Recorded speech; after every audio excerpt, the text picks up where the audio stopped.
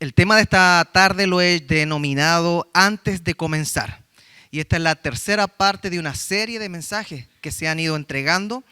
En el primer mensaje, que fue a principio de año, Dios nos dijo algo muy claro, que lo repetí la semana pasada.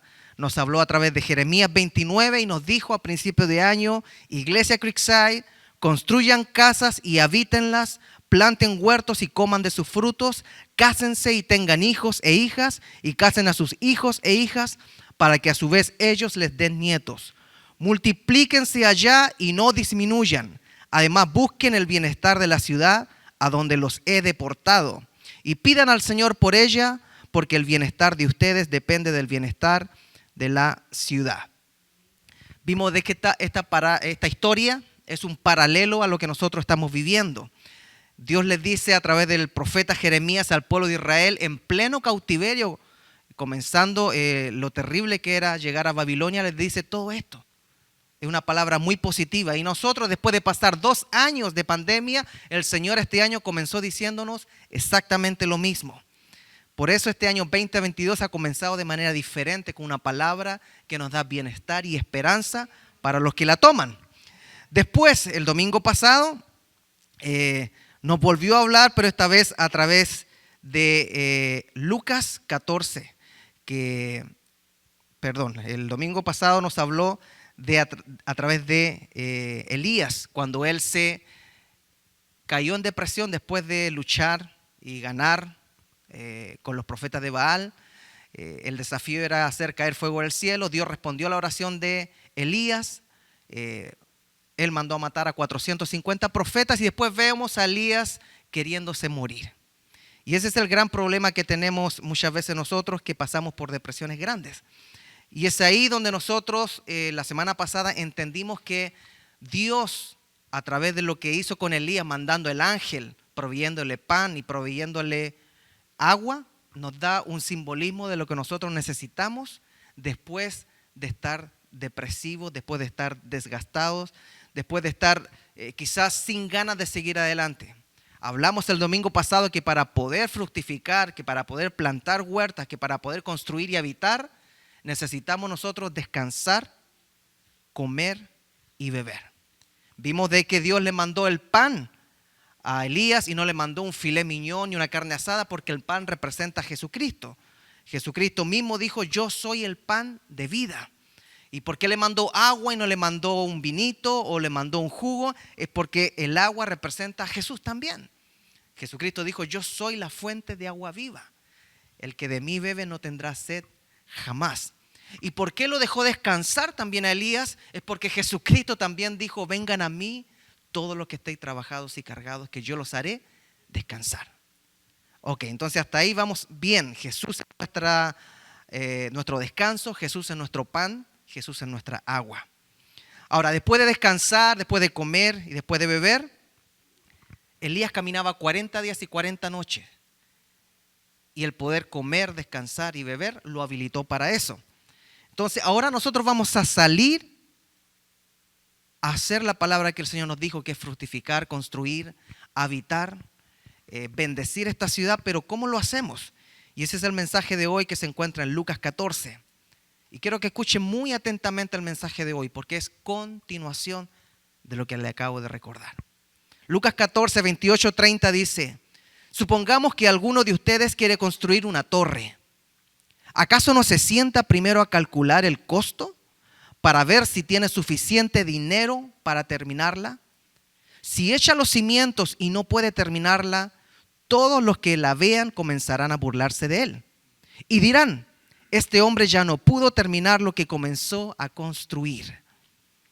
Mi hermano, la enseñanza de este versículo, de esta historia que Jesús cuenta, es una enseñanza muy clara y simple.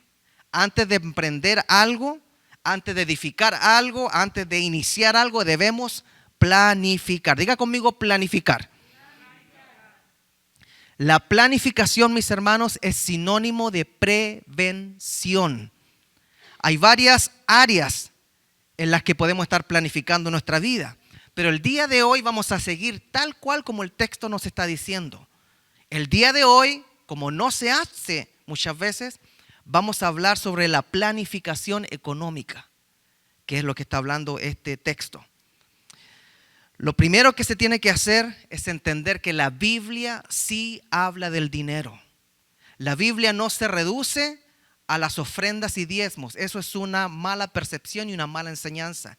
La Biblia enseña principios financieros bíblicos para todos los que ponen atención a sus escrituras. Y el primer punto que quiero tocar es hablar el mismo lenguaje. El pasaje que acabamos de leer tiene un objetivo claro, que es construir una torre. Lamentablemente, el primer problema que se nos atraviesa es que nosotros no hablamos el mismo lenguaje con los que queremos edificar. Cuando no podemos hablar el mismo lenguaje, entonces nos encontramos con el problema de comunicación y la meta no se ve con claridad. La falta de ver un objetivo financiero claramente nos va a hacer gastar lo que tenemos en cosas innecesarias que van a vaciar nuestro presupuesto. ¿Cuántos quieren hoy día ver cómo se construye una torre? Nadie. El Señor nos está hablando cómo construir sin antes hacer un balance de si podemos iniciar esa obra. Hablar el mismo lenguaje antes de construir es algo tan poderoso que cuando se habla el mismo lenguaje, según Génesis, se puede lograr que Jesús baje y haga lo que hizo con la Torre de Babel. Si vamos a Génesis 11:1-9 dice: en ese entonces se hablaba un solo idioma en toda la tierra. Al emigrar al oriente, la gente encontró una llanura en la región de Sinar y allí se asentaron. Un día se dijeron unos a otros: vamos a hacer ladrillos y a cocerlos al fuego. Fue así como usaron ladrillos en vez de piedras y asfalto en vez de mezcla. Luego dijeron: construyamos una ciudad con una torre que llegue hasta el cielo. De ese modo nos haremos famosos y evitaremos ser dispersados por toda la tierra. Pero el Señor bajó para observar la ciudad y la torre que los hombres estaban construyendo. Y se dijo: todos forman un solo pueblo y hablan un solo idioma. Esto es solo el comienzo de sus obras, y todo lo que se propongan lo lograrán. Será mejor que bajemos, hablando el Padre, el Hijo y el Espíritu Santo, será mejor que bajemos a confundir su idioma, para que ya no se entiendan entre ellos mismos. De esta manera el Señor los dispersó desde allí por toda la tierra, y por lo tanto dejaron de construir la ciudad. Por eso la ciudad se llamó Babel, porque fue allí donde el Señor confundió el idioma de toda la gente de la tierra y de donde los dispersó por todo el mundo. Mi hermano, lo primero que hay que entender cuando nosotros queremos construir, fructificar, edificar o habitar es que si en nuestro matrimonio, si en nuestra iglesia, si en nuestra familia no estamos hablando el mismo idioma, no vamos a llegar a ninguna parte. Cuando se habla el mismo lenguaje, se puede obtener muchos logros. Pero cuidado, cuando no se habla el mismo lenguaje, entonces hay dispersación y ya no hay construcción. El problema en construir la Torre de Babel no era en sí el construir. Hablaban un solo lenguaje, estaban teniendo éxito en la construcción. El problema de la Torre de Babel era que no estaba honrando a Dios la construcción.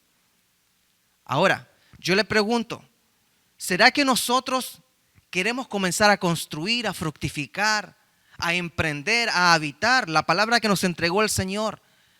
¿Pero vamos a estar honrando a Dios con eso en este año o vamos a volver a lo que nosotros queremos humanamente?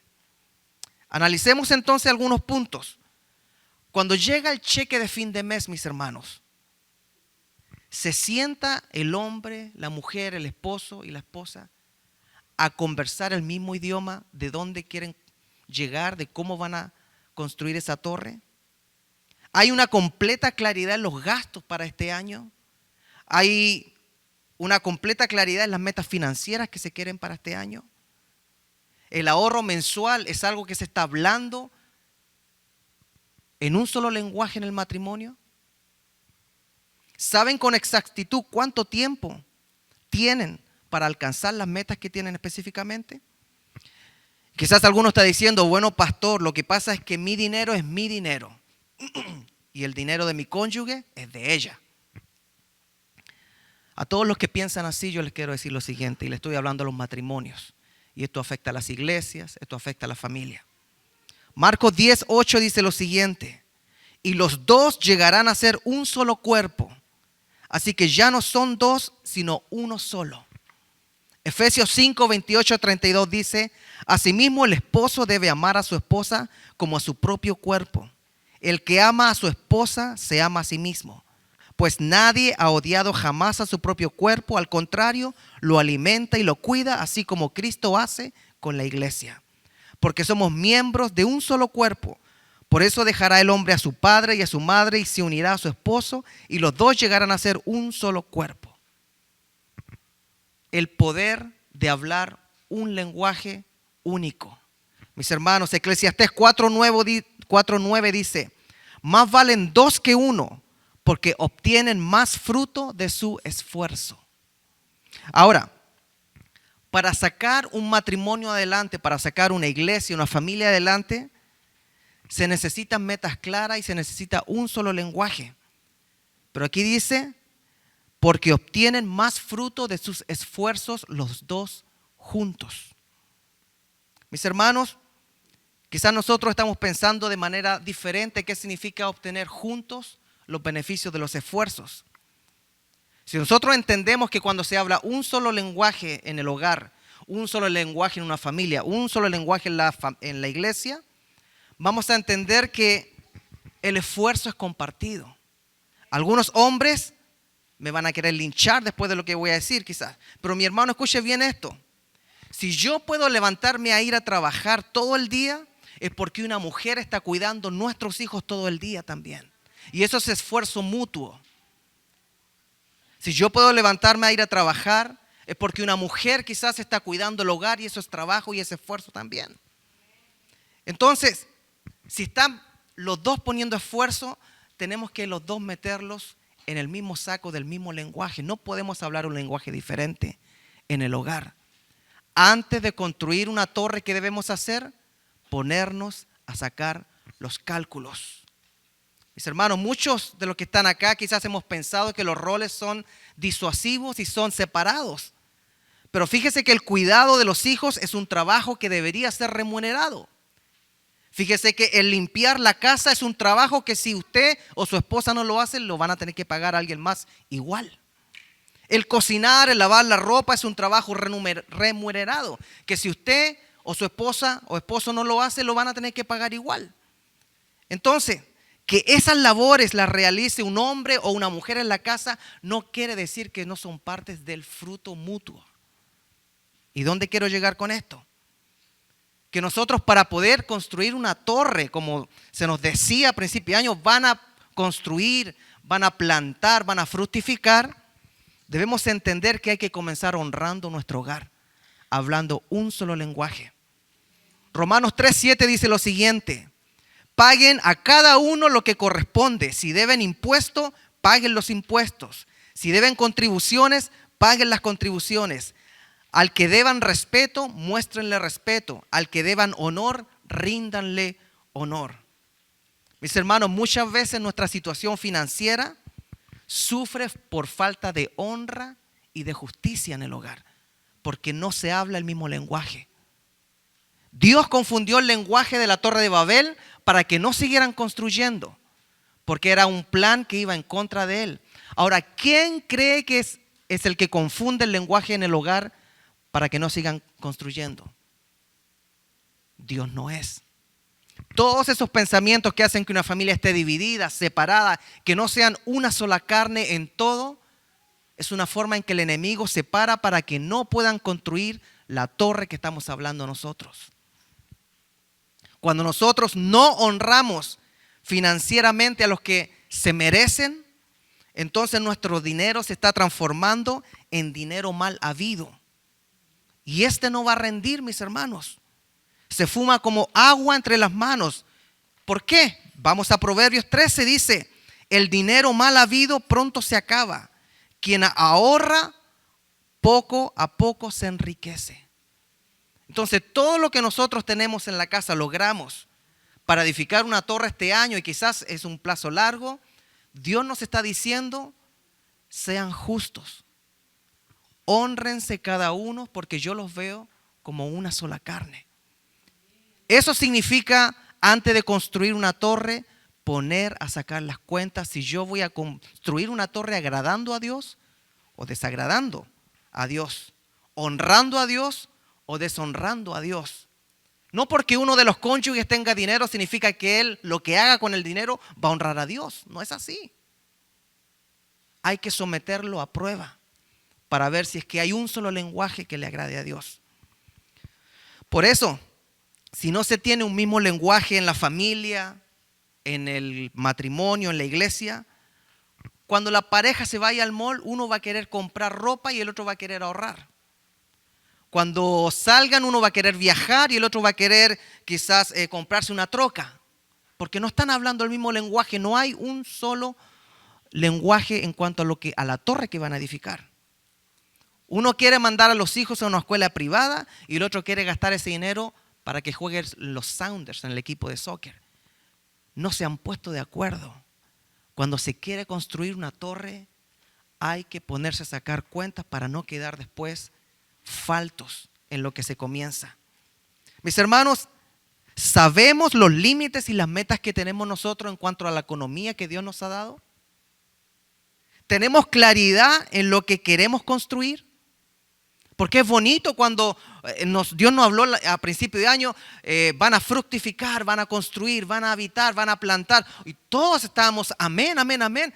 Pero después hay que sentarse a planificar para que no se caiga la torre. Mis hermanos, como matrimonio, como familia, como iglesia, ¿podemos identificar la torre que queremos construir? ¿O solamente son palabras y sermones bonitos que nos va a ir bien, shalalala, lulululu? Cuando el Señor nos dice, antes de edificar una torre, se me sientan. Comiencen a sacar cuentas. Y si hablan un lenguaje que agrada a Dios, tenemos muchas posibilidades de terminar la construcción. Pero si no hablamos un mismo lenguaje, nos va a pasar lo mismo que la Torre de Babel, vamos a terminar en nada. Número 2, el lenguaje menos efectivo en cuanto a lo financiero para este año. El lenguaje económico menos efectivo es el que carece de sabiduría. Fíjese que una vez un hermano muy querido que me daba trabajo todos los veranos a mí cuando yo estaba recién llegado en Taco Bell. No era Taco Bell, ¿qué es lo que era? Taco del Mar. En el verano yo estaba sin trabajo porque manejaba buses escolares y él me decía, vente a trabajar conmigo, gloria a Dios, qué bendición. Y un día le dije, mi hermano, ¿y tú por qué no comienzas tu propio Taco del Mar, tu franquicia? Y él me dijo, no, Claudio, lo que pasa es que hay que tener $30,000 para iniciar el negocio. ¿Y cuánto cuesta tu troca? 40,000. Nunca se me olvidó esa respuesta. Mis hermanos, no podemos gastar los dólares, pero estar ahorrando en los pennies, en los centavos. No podemos gastar en los miles, pero cuando vienen de los centavos nos ponemos a ahorrar. Eso es poca sabiduría, falta de entrenamiento, falta de educación en el hogar. La parábola del hijo pródigo. ¿Cuánto han escuchado la palabra del hijo pródigo? El hijo le pide a papá su herencia, le dice, dame todo lo mío porque me voy. El papá le dice, tome, ahí está, hijo, no se vaya. Se fue. Una versión dice, y se fue a otro país y malgastó todo. Malgastó todo. ¿Y después qué? Lucas 15:14 dice, y cuando todo lo hubo malgastado, no era que no tenía. Él era rico. Le pidió a papá que le entregara todo porque quería hacer lo que él quería. Y después, cuando hubo malgastado todo, vino una gran hambre en aquella provincia y comenzó a faltarle. Mis hermanos, el lenguaje financiero menos efectivo y más terrible es malgastar lo que Dios nos da. Aunque usted y yo pensemos que estamos disfrutando la vida. El hijo pródigo disfrutó su dinero con prostitutas, dice el hermano mayor. El hijo pródigo disfrutó su dinero con placeres, pero estaba malgastando. No estaba honrando a Dios con el dinero que papá le había dado. Y volvemos al tema de la honra con lo que Dios nos da. Eclesiastés 7:12 dice lo siguiente: porque la sabiduría protege como el dinero protege. Pero la ventaja del conocimiento es que la sabiduría preserva la vida de sus poseedores.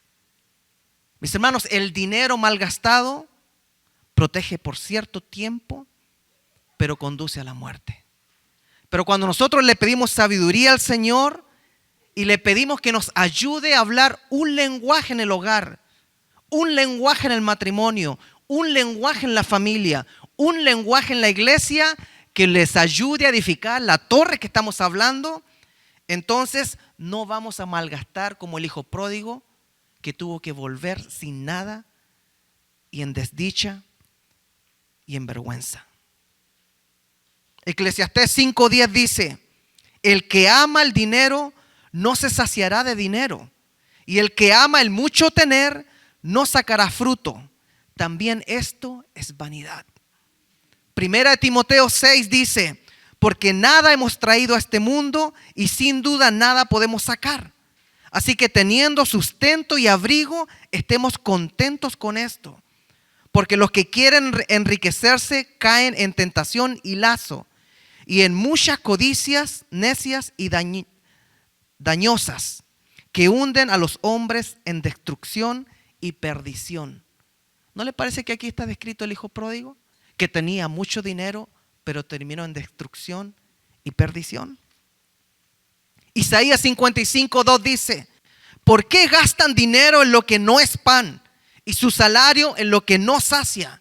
Escúchenme atentamente y coman lo que es bueno, y se deleitará su alma en la abundancia. ¿Cuál es el lenguaje menos efectivo? Es el que malgasta lo que Dios le permite alcanzar. Número 3, el lenguaje financiero más efectivo es el que honra a Dios. Muchos discuten si a Dios se le debe dar, honrar económicamente, y hay muchas discusiones en las cuales yo no quiero entrar porque no es el fin del mensaje. Salmos 14 dice: de Jehová es la tierra y su plenitud, el mundo y los que en él habitan. Si nosotros comenzáramos a mirar la parte financiera con este versículo en la mente, de Jehová es todo. Primera de Timoteo 6:10 dice: porque la raíz de todos los males es el amor al dinero, el cual codiciándolo algunos se extraviaron de la fe y se torturaron con muchos dolores. Ageo 2:8-10 dice: el Señor Todopoderoso dice también: el oro y la plata son míos. Entonces, cuando comenzamos a hablar cristianamente sobre nuestras finanzas, debemos entender que nuestro Dios es dueño de todo, no nosotros. Cuando nosotros vemos esta perspectiva del dinero, entonces nos vamos a enterar que si tenemos salud para poder producir dinero, es porque Dios nos da la salud. Si tenemos vida, es porque Dios nos da la vida. Hay muchos autores cristianos que hablan de finanzas y dicen algo muy, muy cierto. Tu dinero es tu vida. Para ganar tu dinero, tuviste que entregar 8 horas todos los días, 52 semanas quizás al año, y se te fue tu vida para ganar cierta cantidad de dinero. Tu dinero representa tu vida. ¿Qué vas a hacer con tu vida? ¿Vas a honrar a Dios o vas a malgastarlo?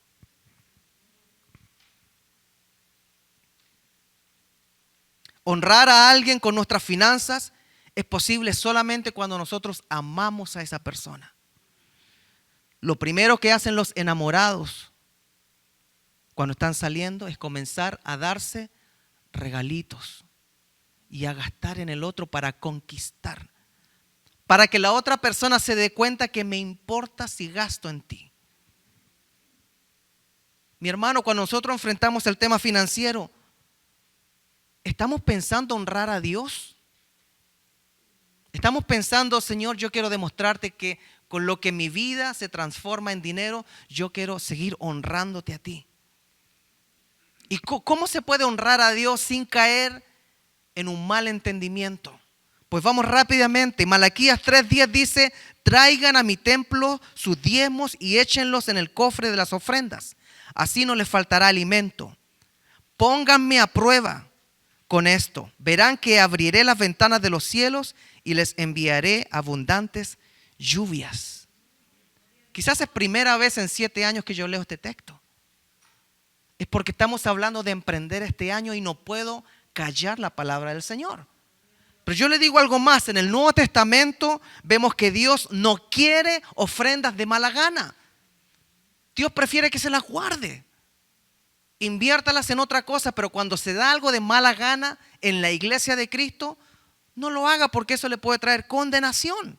Segunda de Corintios 9 dice: cada uno dé como propuso en su corazón, no con tristeza, ni por necesidad, porque Dios ama al dador alegre.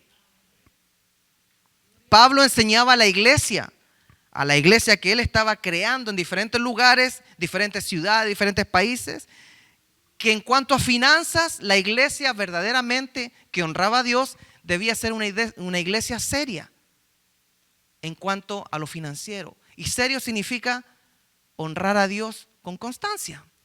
Si vamos a 1 Corintios 16:2 dice: los domingos, que era el primer día de la semana de ellos, cada uno de ustedes debe separar y guardar algo de lo que haya ganado en la semana. Así no tendrán que hacer colectas cuando yo llegue. Mire qué preciso son las instrucciones de Pablo. El estar pasando ofrendas en los servicios.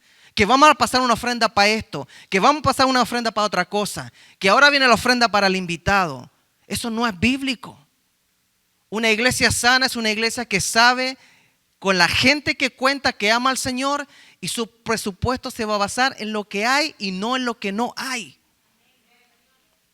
Yo por varios años fui evangelista a través de la música y me invitaban a predicar y cantar. Y yo iba a diferentes estados, a países de Centroamérica, a México.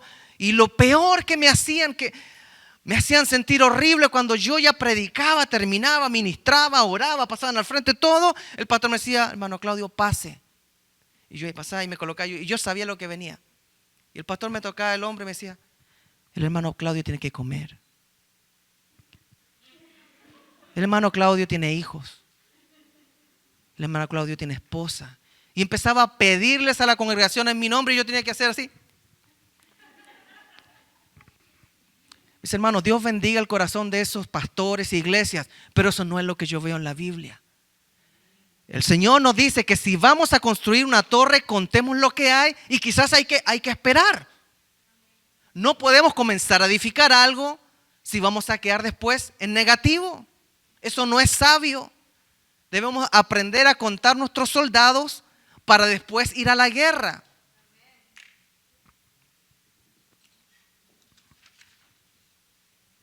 La iglesia debe mantenerse por amor y por honra a Dios, nada más que eso.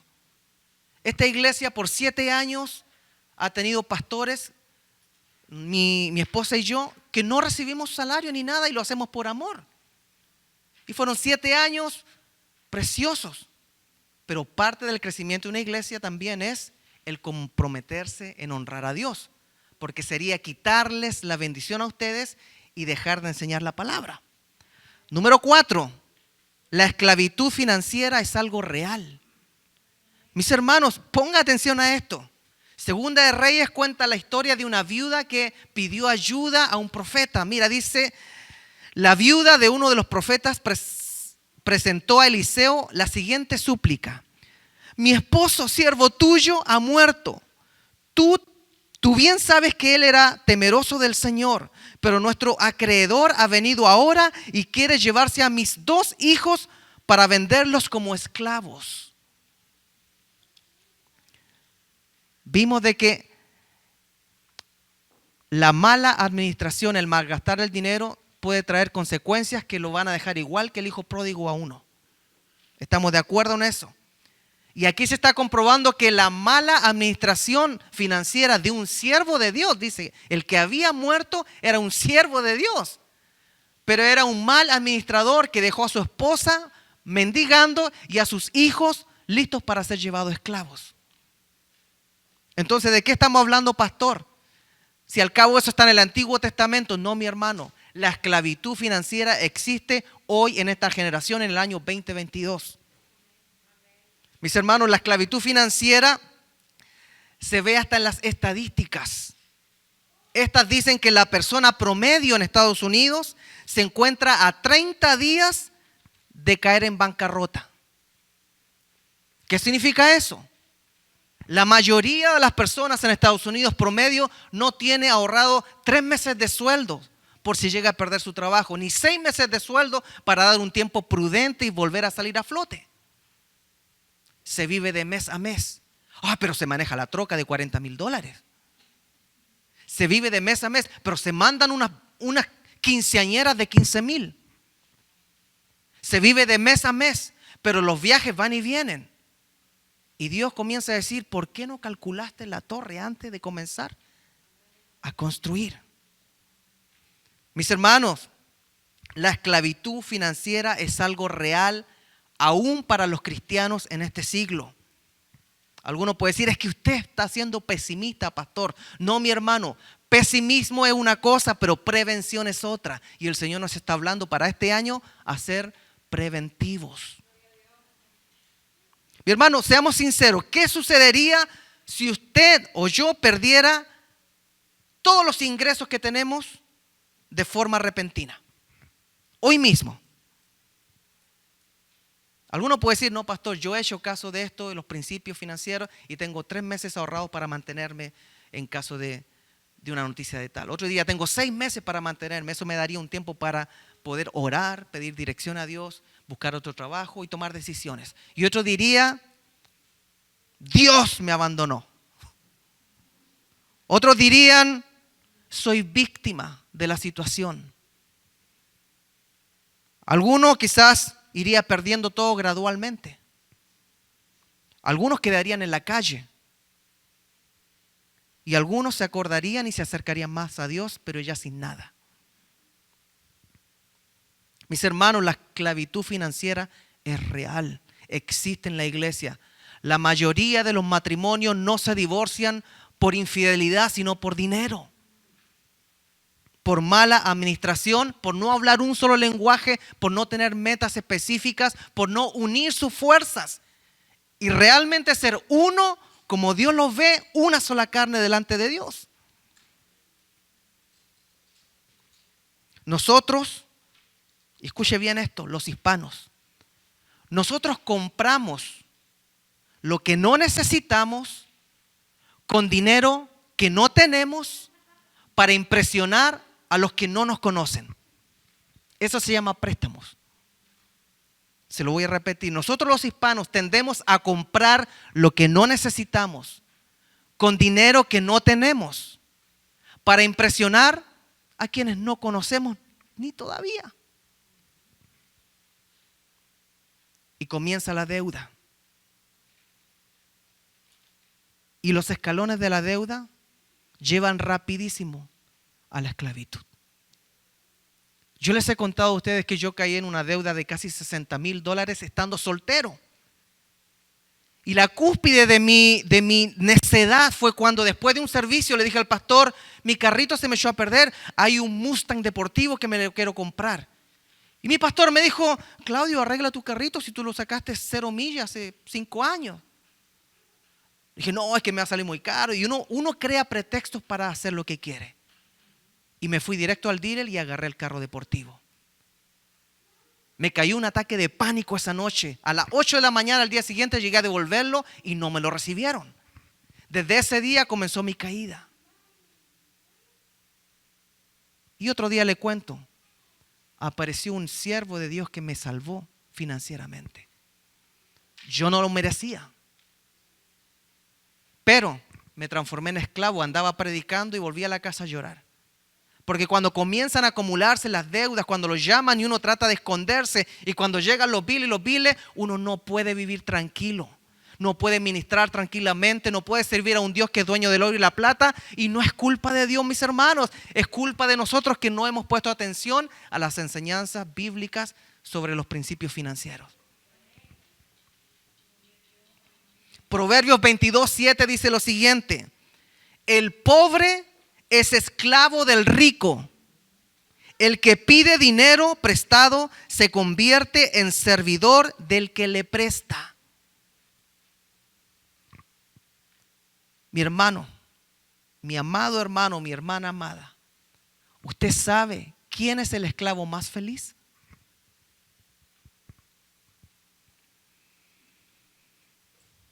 El esclavo más feliz es el que vive sin saber que es esclavo.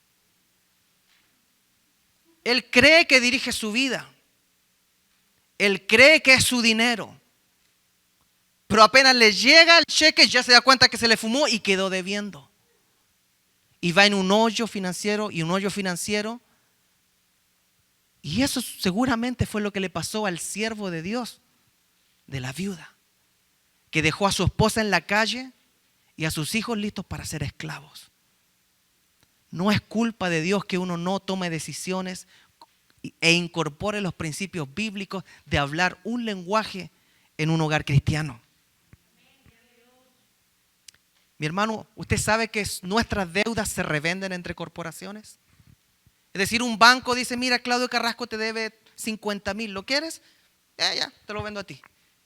Y se empiezan a pasar las deudas de nosotros entre ellos. Y dijimos, nuestro dinero representa nuestra vida. ¿Usted cree que Dios está a favor de que nuestra vida ande revendiéndose? Si Él nos está diciendo claramente en Proverbios 22:7, el pobre es esclavo del rico.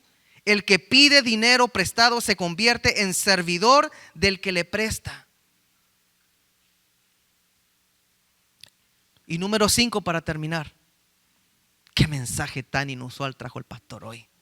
Mis hermanos, cuando Dios nos habló que íbamos a fructificar este año, que íbamos a construir este año, que íbamos a habitar, que íbamos a plantar, no nos llamó para que comenzáramos y termináramos avergonzados. No nos llamó para comenzar la torre y después ser el hazmerreír de los que dicen: miren, comenzó y ahora no puede terminarla. Lo que acabamos de leer. Nos llamó para decirnos: miren, van a llegar a fructificar, a plantar, a habitar, a multiplicarse, pero primero tienen que comer del pan, del vino y descansar. Ahora nos vamos a sentar a planificar. Si no tiene un destino financiero, ¿a dónde vamos, mis hermanos? Si usted tiene un auto, que muchos lo tienen. Si usted tiene un GPS, que muchos lo tenemos. Si el carro está lleno de gasolina, listo para correr, pero no tenemos la dirección de dónde vamos, ¿para dónde vamos? Quizás vamos a poder echar a correr el carro y prender el GPS, pero no vamos a llegar a ningún destino. Hay que tener mucho cuidado con quien nos dice: yo sé dónde tienes que invertir, yo sé lo que tienes que hacer con tu dinero, yo sé. Porque la palabra dice de que un ciego no puede guiar a otro ciego. Y cuando estamos hablando de llegar al destino que Dios quiere, entonces tenemos que incluir a Dios en la ecuación. Si usted está en cualquier país sudamericano y quiere llegar a Estados Unidos, tiene que incluir una dirección ¿de dónde? De Estados Unidos. Si nosotros queremos llegar a cualquier plan de Dios como destino, tenemos que colocar en nuestro GPS económico el plan de Dios que queremos alcanzar. No podemos vivir de mes a mes sin saber dónde se va lo que Dios nos da, porque no somos buenos mayordomos, porque andamos gastando en lo que nos gusta para impresionar a los que no conocemos con dinero que hasta pedimos prestado. Ese no es el plan de Dios para nuestras vidas. Hay profesores que enseñan economía y terminan en bancarrota. Un Un consejero financiero cristiano hablaba que él se encontró con su profesor de economía que estaba en bancarrota después de años. Yo he conocido hermanos muy lindos, muy queridos profesionales de la contabilidad que pasan por bancarrotas. ¿Qué estoy tratando de decir con esto? Y me lo digo yo mismo, que he tenido clase de economía también. Que no basta con conocer, hay que aplicar los principios bíblicos y vivirlos y ser muy decidido para llegar al objetivo que uno quiere llegar. Ayer me mostraba una foto, creo que Natita, de un hombre que estaba ahí. Había un demonio diciendo: cómpralo, cómpralo, te lo mereces. Para eso trabajas. Y eso me lleva al último punto. La palabra presupuesto. Lo que nos está hablando hoy día de construir la torre, pero antes tener un presupuesto. Vamos a fructificar, vamos a construir, vamos a plantar, pero antes debemos tener un presupuesto para alcanzar la torre que se quiere construir. Y en esto quiero ser bien claro y simple. Mis amados hermanos, si un país necesita un presupuesto para funcionar, si un estado necesita un presupuesto para funcionar, si una ciudad necesita un presupuesto para funcionar, ¿por qué nosotros pensamos que nuestra familia no necesita un presupuesto? ¿Tenemos idea de cuánto de lo que Dios nos da para administrar se va a ir a esta área, a esta otra área, a esta otra área y para acá? ¿Tenemos idea de cuánto va a ser el ahorro que va a quedar para cada mes y cuánto va a ser lo libre para darse un gustito? ¿O vamos a tener al demonio de la foto diciendo: tú te lo mereces, tú trabajaste para eso, agárralo? Y después terminamos como el hijo pródigo. Después de haber malgastado todo, vuelve al Padre. Y volvemos a la iglesia: Señor, dame trabajo, no me alcanza. Y el Señor es tan misericordioso que siempre nos va a recibir. Pero las consecuencias las pagamos nosotros, nuestros hijos y nuestros nietos. Primera de Timoteo 6:10 dice: porque la raíz de todos los males es el amor al dinero, por el cual, codiciándolo, algunos se extraviaron de la fe y se torturaron con muchos dolores. Mi hermano, la tendencia del cristiano es echarle la culpa al enemigo de todo lo que nos pasa. Y tendemos a olvidar de que la falta de sabiduría, de preparación y de decisión en implementar las ideas y los planes para llegar a un destino no es culpa del diablo, es culpa de nosotros. La palabra nos dice: si no cuentas los materiales que tienes para construir la torre, vas a quedar en ridículo, y en ninguna parte mete al enemigo. Y algunos dicen: pastor, el enemigo me está dando con todo. ¿Me puede visitar? Y yo llego ahí con mi Toyota Yaris de $3,000.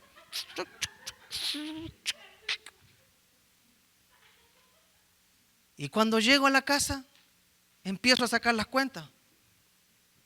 No digo nada, pero ¿esto está mal? ¿Necesitan conversar con un asesor financiero cristiano? Mis hermanos,